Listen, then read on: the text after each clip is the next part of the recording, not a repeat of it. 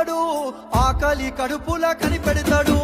ఇంటింటికి తానే పెద్ద కొడుకై కంటికి రెప్పోలే కాస్తుంటాడు.